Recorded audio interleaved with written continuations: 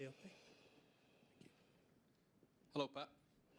You're a couple of days on from that win at Anfield. How much of a boost have you felt from that amongst the group around the team? Yesterday I didn't see the players, and today I didn't see the players, not yet. We'll see.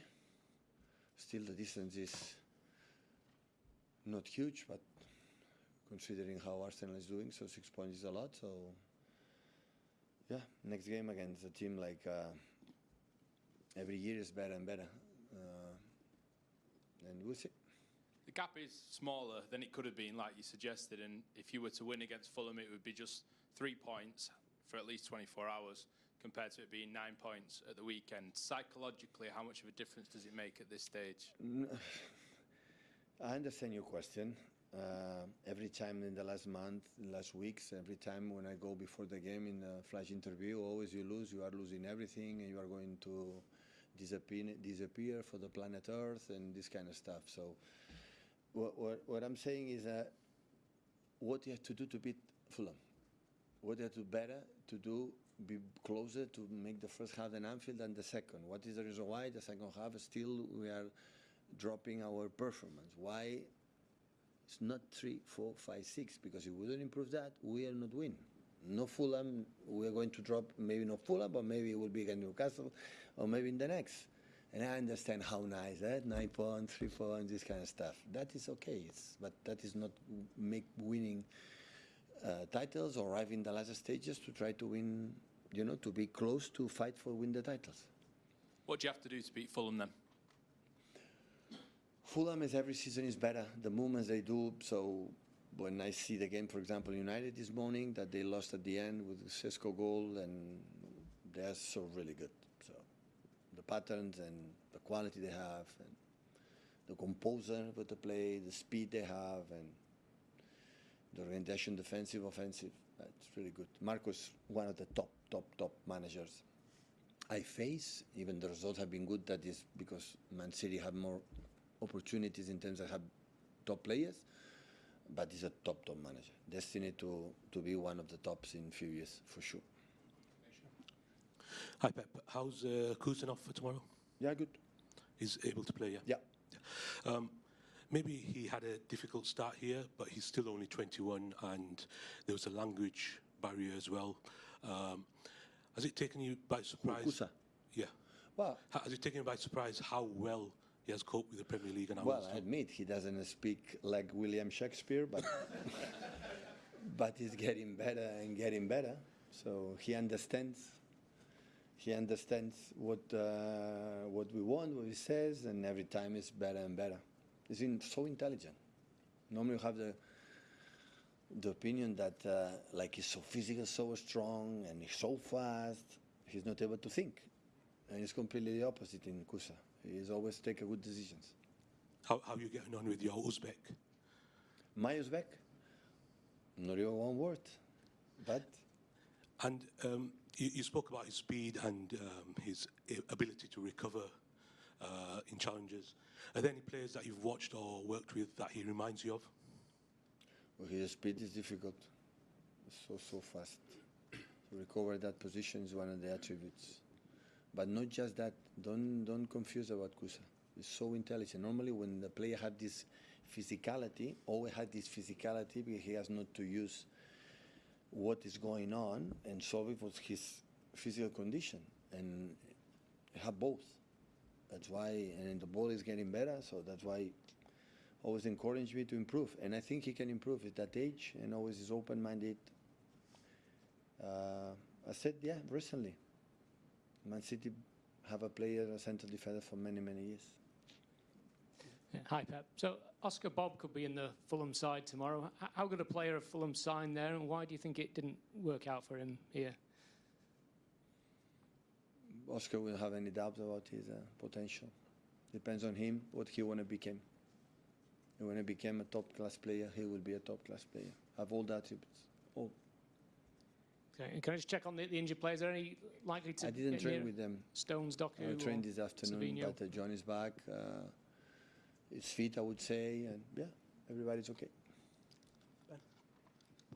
Hi, Pep. I know obviously for you it's about the next game, but I just wondered when you think back to previous title races, how much were you affected by the pressure that a team was putting on you? Because I think to those particularly close ones with Liverpool, where it was neck and neck for so many weeks and weeks, and we asked you endlessly about the gap being 3-6, 3-6.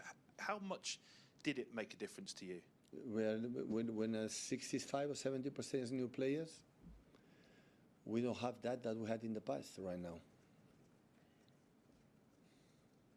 Before, after second season or third season, we have done it. Okay, we are able to do okay.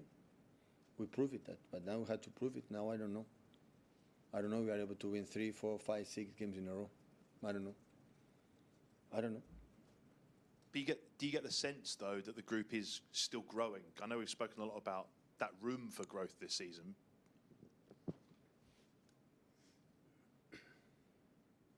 Considering because we won in Anfield.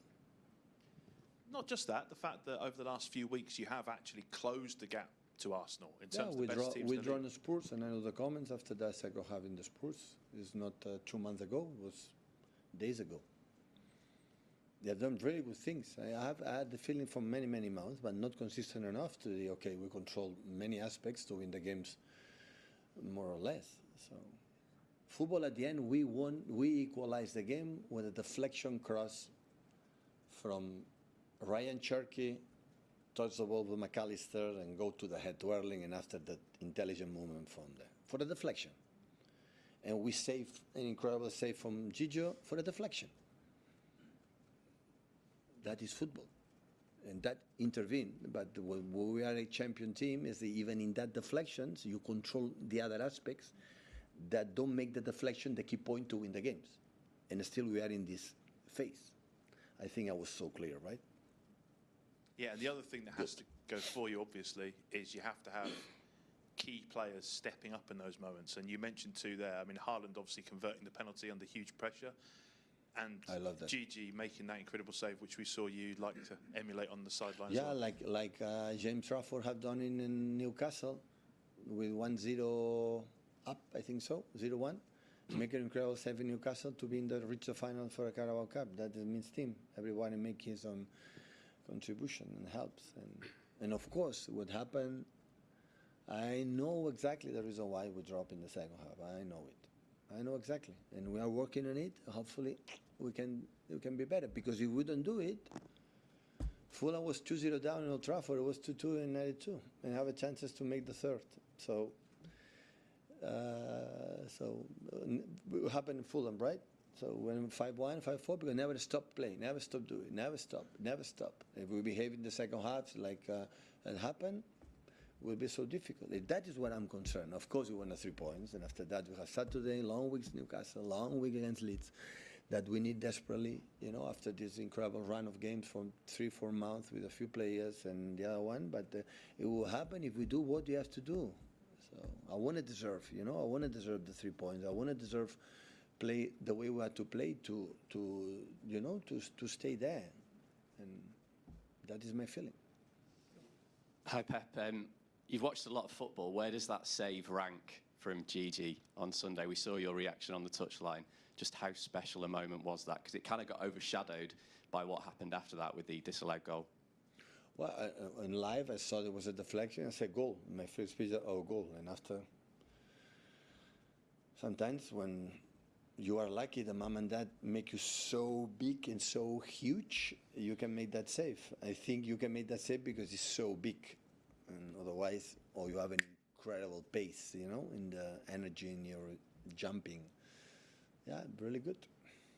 It was obviously a crazy ending on Sunday, but it was a mad game at Craven Cottage when you played Fulham earlier this season. What lessons can you learn from that game going into tomorrow night? The same happened on Wolves in the first Premier League game in the season. Like we were 0-3, I think so, 0-2, 0-3, and the second half was not good. So the same. We stopped to do what you have to do, and that's why it was a little bit of reflection. That was a little bit of 5-1. I said, come on, 5-1. It's 5-4, and I think in 70 years of career, well, it was the toughest moments I live in the gout, definitely, because 5-1, okay, they're good, but you take more or less for granted. No, we're going to win the game, and at the end, we were close to equalize and lose the game. Set the embargo there for 10:30 p.m. this evening. Start with Jamie.